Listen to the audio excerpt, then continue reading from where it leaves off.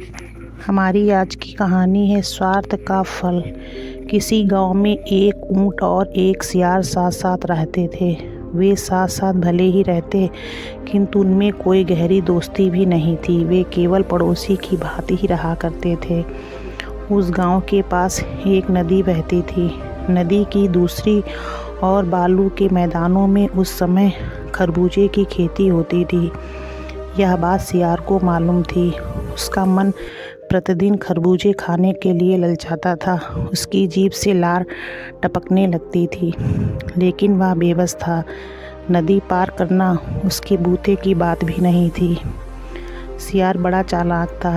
एक दिन उसके दिमाग में यह विचार आया कि वह ऊंट की पीठ पर बैठकर नदी पार कर सकता है।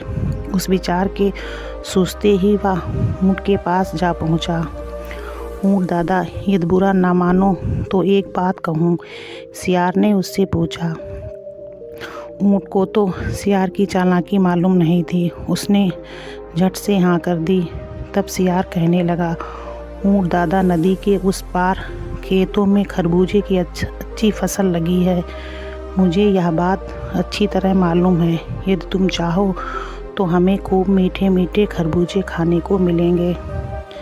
इसमें मेरे चाहने ना चाहने की क्या बात है, ऊंट ने कहा।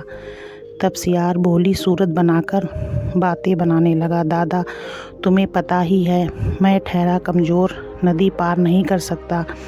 यदि तुम चाहो तो मुझे अपनी पीठ पर बैठाकर नदी पार करा सकते हो। फिर तो मज़े ही रहेंगे।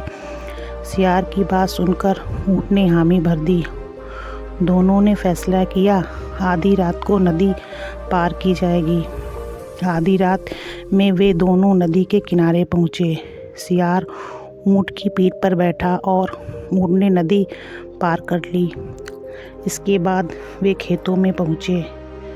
खेतों में पहुंचकर सियार ने फुसफुसाते हुए कहा, ऊंट दादा, खूब खाओ तरबूज, किंतु आवाज़ ना हो, नहीं तो खेत का मालिक जाग जाएगा और हमारी जमकर पिटाई कर देगा।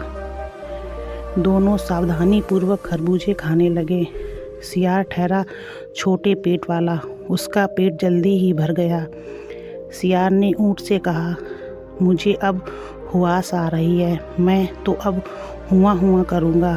तब ऊंट ने कहा, थोड़ी देर रुक जाओ भैया, कम से कम 10 मिनट और, तब तक मेरा भी पेट भर जाएगा। लेकिन सियार था स्वार्थी, कब मानने लगा। वह ज़ोर ज़ोर से हुआ करने लगा। सियार की इस हुआस से खेत के मचान पर सोए मालिक की नींद टूट गई। अपने खेत में ऊंट को देखकर किसान क्रोधित हो उठा। उसने लाठी उठाई और ऊंट पर टूट पड़ा। सियार छोटा और फुर्तीला था। वह दौड़कर एक झाड़ी में छुप गया। अपनी फसल की तबाही का बदला उस किसान ने ऊंट की जोरदार पिटाई करके निकाला। उसने ऊंट की इतनी पिटाई की, उसकी पीठ जगह जगह से छिल गई थी। पीठ से खून रिसने लगा। वह वहाँ से नदी की ओर भाग चला। ऊंट जब नदी के किनारे पहुँचा तो वहाँ पर पहले से ही सियार आया हुआ था। सियार को देखकर ऊंट की आंखों में खून उतर आया। फिर भी वह शांत ही रहा। उसके पीठ से खून रिश्ता देखकर सियार ने चापलूसी करनी शुरू कर दी। बड़ा बेरहम है किसान, उसने कैसी गति कर दी है आपकी। ऊंट कुछ नहीं बोला और नदी में उतर गया। उसके उतरते ही सियार फुर्ती से उसकी पीठ पर चढ़ गया। ऊंट चुप ही रहा। तैरते तैरते नदी के ठीक बीच में पहुंचकर ऊंट कहने लगा, सियार भाई, अब तो मुझे इस नदी में लौटने की इच्छा हो रही है। क्या? ऊंट की बात सुनकर सियार का मुंह खुला का खुला रह गया। वह गिड़गिड़ाने लगा, दादा, मैं तो डूब जाऊंगा। ऐसा करो, पहले मुझे नदी पार करा दो, फिर लौटते रहना। ऊंट ने कहा, कौन किसकी परवाह करता है भाई।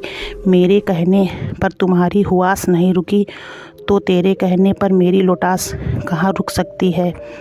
इतना कहने के बाद ऊंट नदी में उलट पुलट कर लौटने लगा। इस लोटम पोट में सियार चिल्लाते हुए नदी की तेज धारा में गिर पड़ा।